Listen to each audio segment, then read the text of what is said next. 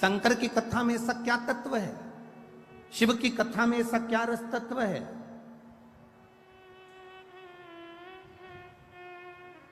क्या मिलता है शिव महापुराण की कथा को श्रवण करने से? दुनिया के लोग कहें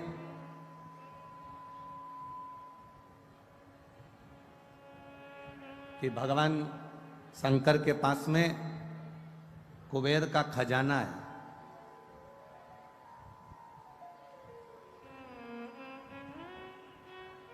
भगवान शिव के पास में ढेर संपदा है, इसलिए दुनिया के लोग शंकर भगवान की आराधना करते हैं।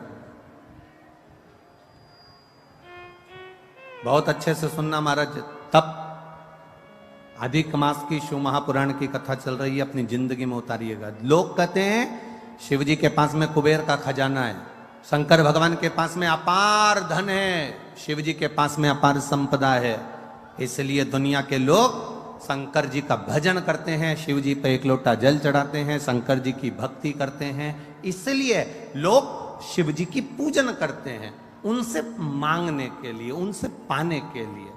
ये दुनिया के लोग समझ नहीं पाए।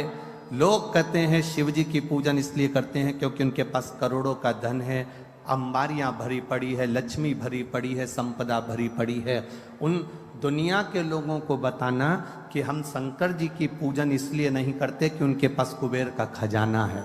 दुनिया के लोगों को बताना हम शंकर जी की पूजन इसलिए नहीं करते क्योंकि उनके पास ढेर खजाना है। हम शंकर जी की पूजन इसलिए नहीं करते कि उनके पास में धन और दौलत के भंडार भरे पड़े हैं।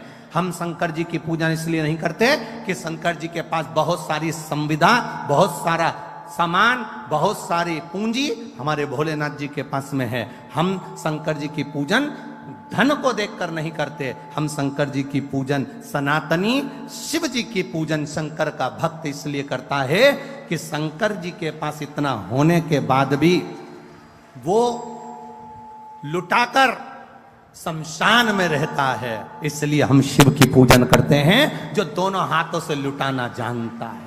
इतनी संपदा होने के बाद खुद अच्छे सोने के महल में रह सकते थे भोलेनाथ, इतनी संपदा होने के बाद, कुबेर का भंडार होने के बाद, खजाना होने के बाद मेरे भोलेनाथ अच्छा महल बनाकर रह सकते थे, पर मेरे शंकर भगवान ना महल बनाकर रहते हैं, ना बहुत बड़ी अटारी बनाकर रहते हैं। मेरे भोलेनाथ तो शमशान का निवास कैलाश के शिखर पर अलमस्त होकर बैठे रहते हैं, क्योंकि हम शिव जी की पूजन उनके खजाने को देखकर नहीं करते, हम शिव जी की पूजन इसलिए करते हैं कि खजाना होने के बाद भी उनके जैसा लुटाने वाला दुनिया में कोई नहीं होगा, इसलिए शिव की आराधना।